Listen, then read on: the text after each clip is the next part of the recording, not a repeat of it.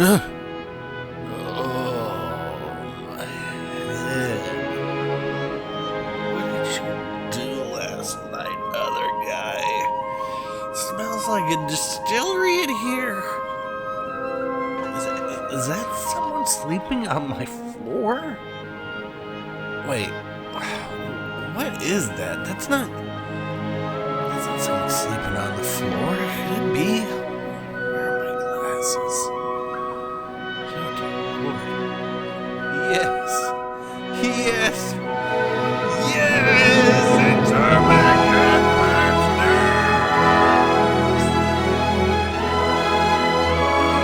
Yes, that's right, folks. After a 3-week hiatus on videos, we finally have something new to talk about, and it is the tryptophan update. Does that mean it will leave you sleepy, or does that mean it will leave you stuffed? We will send it over to the KRKN News crew to find out, but first, in the background, we have the current XP record game in the Rupprecht playing. I posted this scoreboard on the community channel as a tease last week, well, I don't want you to leave you feeling blue, so the tease is over, and here is the full release. And here is the commander and modules I am using, which is no different than before, but since this recording, I now have Von Hipper up to 16 Legendary 4, and I'm starting the slow grind to get Haruna up to Legendary 4 from her paltry Legendary 2 status she currently sits at. That sounds like an awful lot of commendations to increase your secondaries, jerk. Well, maybe there's a reason, Alright, without further ado, let's send this down to KRKN Channel 5 News and get their take on this update. Jerk, are you there? Yes, jerk. Well, I think the first thing we need to acknowledge is the quality of life upgrade that has been requested since the invention of the comm wheel itself. Brace yourself, people. The comm wheel will no longer interrupt your rudder. That's right, you'll be turning left, you'll be turning right. Actually, you're going to be turning whatever direction you were when you brought up the comm wheel, as your rudder will continue to turn in that full direction. So, we can just go ahead and remove that one from the bucket list right now, can't we?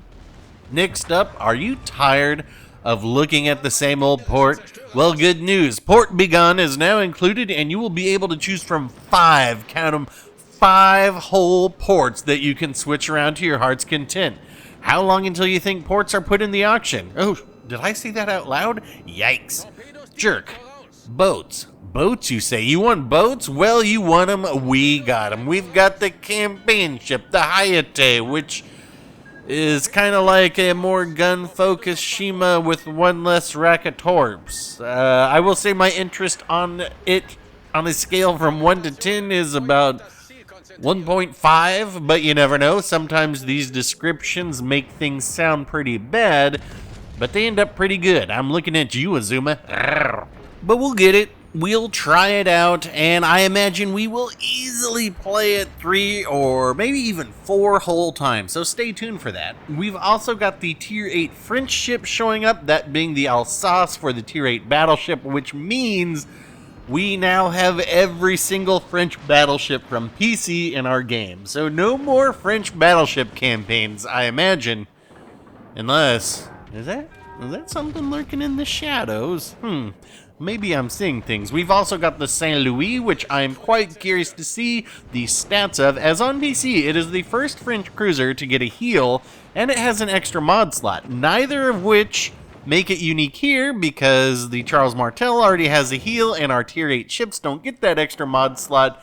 So, yeah. Unless something changes, will I get it day 1? I mean, probably. You know I like my French cruisers, but you know what else I love? French destroyers. And we will be getting Mogador at Tier 8, and let's just see if we can get it nerfed the first week. For those of you new to these parts, every French destroyer at Tier 7 or above has ended up getting nerfed, so I doubt we're going to be stopping now. And hey, would you look at that, we are getting some Tier 8 British ships, and I know before I even got that out of my mouth, we had people on social media and Discord asking, why aren't there more British ships? We've got the Jutland, which I am personally excited for. We've got the Neptune, which I personally couldn't give two about, and the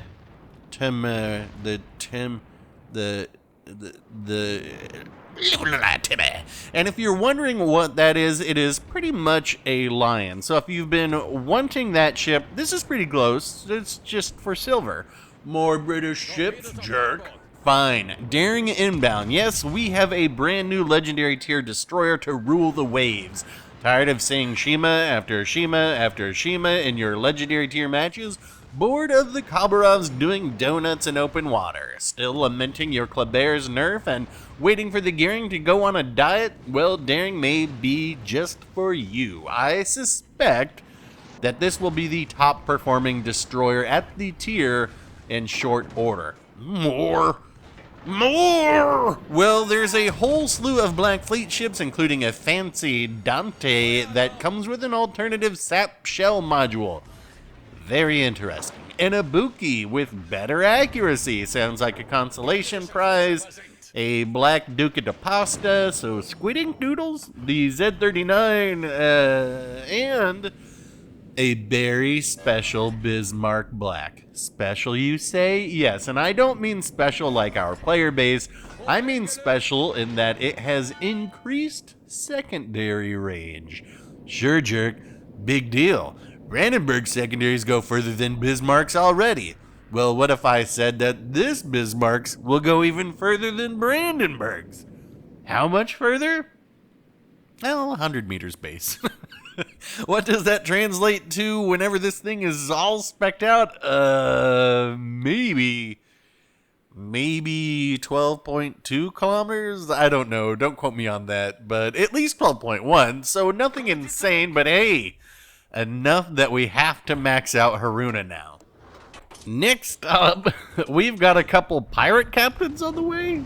Honestly, I don't really have any idea what this is or why it's here. What if one of them has equilibrium of power for French cruisers, though? Lol, pay to win. Might be a couple more ships in there, too. I guess we'll just have to wait and find out together.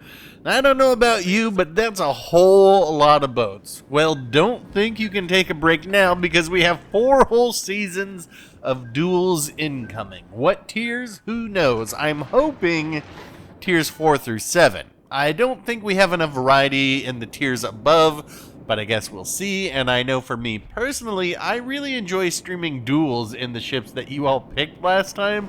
So that will almost certainly be happening again, unless this is tiers 1 through 4, in which case it can get stuffed. And now we get to everyone's favorite portion of the Perch Nerts. Balance changes. So let's start tweaking tier 8. I said tweak, not twerk. Calm it down back there. Ibuki, reload of the guns and torpedoes are getting better. The turret traverse is getting better. You know, I have an idea of how they could make it better. They could fix the gun firing angle on that second turret. Or did that get fixed already? I don't think it did. I'm sure you'll let me know if it did. My most played ship, the Yugamo, is apparently just like the Kagero, so Ouija's gonna mix it up and make it play a little bit different. I still don't see myself really playing that at all. Rune's turret traverse is getting improved. Delny is getting nerfed, which, okay, I know it's the highest performing one, but yeah, alright. But in you can't nerf a Russian ship without buffing one. So Dmitry Donskoy, significant buffs. Don't we have a record scratch sound effect for this? Well, it's not getting roided out. That would be a 30mm bout. But it is getting more HP, longer lasting radar, longer range sonar. I already think this is the best tier 8 cruiser currently in the tech tree. So seeing it get buffed, well, count me as surprised. If it's so good, why hasn't it been on the big show then? Well, maybe it will be. Maybe it's the very next guest. Did you think about that? No, you didn't. Ouija is also looking to get the champagne bottles popping again, so that boat's getting some buffs. A whole slew of buffs to the Graf Zeppelin, which still hasn't left my port a single time. Maybe it will after this. Maybe. And lastly, we're starting to see some modernization changes to the tune of the main battery mod increasing your turret traverse by 20% now instead of 15%. That is significant. And the main battery reload debuff is being removed. That is honestly very interesting. Gunfire control mod is also increasing the range another 5%. and are a way to start mixing things up. But you know, I imagine 95% of the players are just going to keep things how they are and complain that nothing's happening, but we will see. Anyway, that is the patch notes, Chachi, and I am out of here. No, we are not out of here. That is, in fact, Kraken, what was it, 437 in the Rupprecht, but we still have a jackpot to get through. Now, I don't know if anyone was really paying close attention to this match, but on the off chance that you're interested, you see our friendly destroyer on the minimap?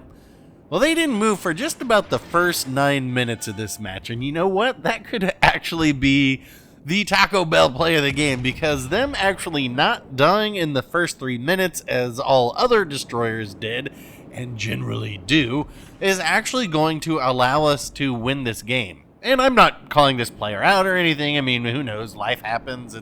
It's one of those things, you know. But even though, for whatever reason, this always seems to infect destroyers the most. I am simply pointing out how staying alive in a destroyer is so important. And in this case, they're going to head down to D, and that is going to allow us to win this game. Of course, it's not just them either. I should point out that the Des Moines at the beginning of this battle, who radared that Shimakaze that allowed my secondaries to shred them to pieces, get some accolades. Our friendly Colbert, who I believe is about to go down, or actually just did, has done an admirable job as well. I know they were torching the Groza first, that is trying to flip our home cap. So we have the points lead, but we pretty much know how this game is going to end. As I mentioned, we've got the point lead. The GK is flipping A. Our Kaba will be flipping D any moment. There isn't enough time for the points to swap, and if I can get on B, then the red team point accrual will be even slower.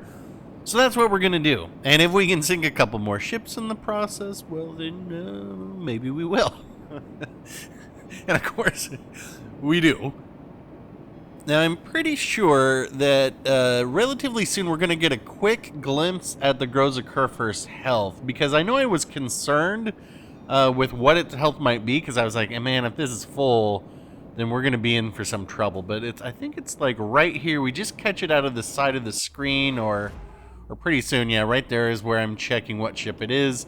But we're going to see real quick for a brief instant that it actually is very low health. And at that point, I was like, okay, well, let's just go ahead and do this, because I know I can sink this Republic, and I am going to put on my Hydro just in case they're coming around the side so I can spot them, but they are actually directly in front of me, and I believe they're going to be spotted any second now. Right, yep, okay. They are headed that way. They are shooting HE. Let's go ahead and put that out, and we will go ahead and activate our last heal, and there's the GK. So, yeah, we know that we have this at this point. I'm going to go ahead and target the GK after I juke its shots, which are coming down right there.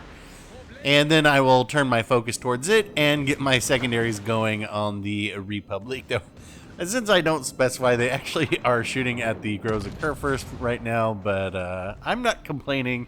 Anyway, that's going to be the 6th ship sunk right there.